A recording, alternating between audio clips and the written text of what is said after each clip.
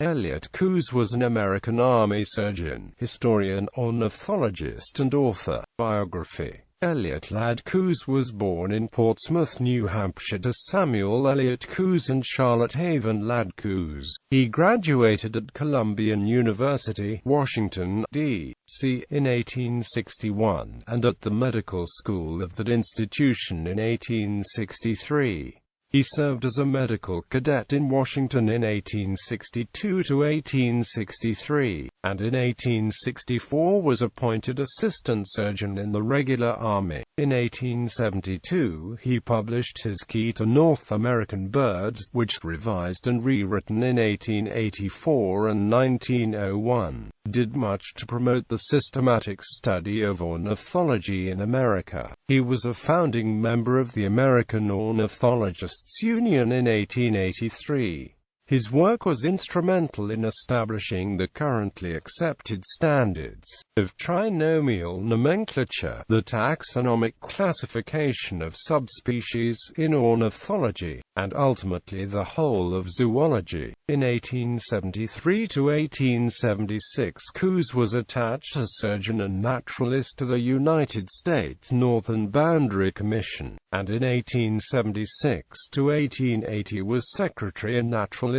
to the United States Geological and Geographical Survey of the Territories, the publications of which he edited. He was lecturer on anatomy in the medical school of the Columbian University in 1877 to 1882, and professor of anatomy there in 1882 to 1887. He was a careful bibliographer, and in his work on the birds of the Colorado Valley he included a special section on swallows and attempted to resolve whether they migrated in winter or hibernated under lakes as was believed at the time. I have never seen anything of the sort, nor have I ever known one who had seen it. Consequently, I know nothing of the case but what I have read about it, but I have no means of refuting the evidence, and consequently cannot refuse to recognize its validity, nor have I ought to urge against it, beyond the degree of incredibility that attaches to highly exceptional and improbable allegations in general, and in particular the difficulty of understanding the alleged abruptness of the transition from activity to torpor. I cannot consider the evidence as inadmissible, and must admit that the alleged facts are as well attested, according to ordinary rules of evidence, as any in ornithology. It is useless as well as unscientific to poo-poo the notion. The asserted facts are nearly identical with the known cases of many reptiles and batrachians.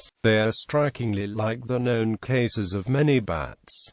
They accord in general with the recognized conditions of hibernation in many mammals. He resigned from the army in 1881 to devote himself entirely to scientific research. He was a founder of the American Ornithologists Union and edited its organ, the Ork, and several other ornithological periodicals. He died in Baltimore, Maryland. Grace's warbler was discovered by Elliott Coues in the Rocky Mountains in 1864. He requested that the new species be named after his 18-year-old sister, Grace Darling Coues, and his request was honored when Spencer Fullerton Baird described the species scientifically in 1865. In addition to ornithology, he did valuable work in mammalogy, his book Fur-Bearing Animals being distinguished by the accuracy and completeness of its description of species, several of which were already becoming rare.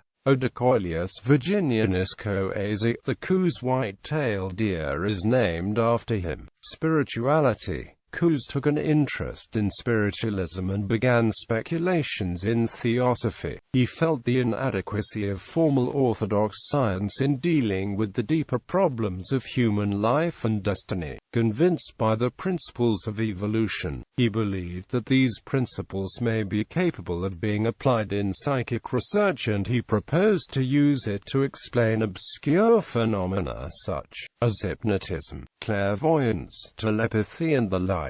He claimed to have witnessed levitation of objects and developed a theory to explain the phenomena. He visited Madame Blavatsky in Europe. He then founded the Gnostic Theosophical Society of Washington, and in 1890 he became the president of the Esoteric Theosophical Society of America. Around this time he also exposed Blavatsky and lost his interest in the Theosophical movement. Publications. Among the most important of his publications are A Field Ornithology, Birds of the Northwest, Monographs on North American Rodentia with Joel Asaph Allen, Birds of the Colorado Valley, A Bibliography of Ornithology, New England Bird Life, a dictionary and checklist of North American birds, Biogen, a speculation on the origin and motive of life, The Demon of Darwin, Can Matter Think, and Neuromyology.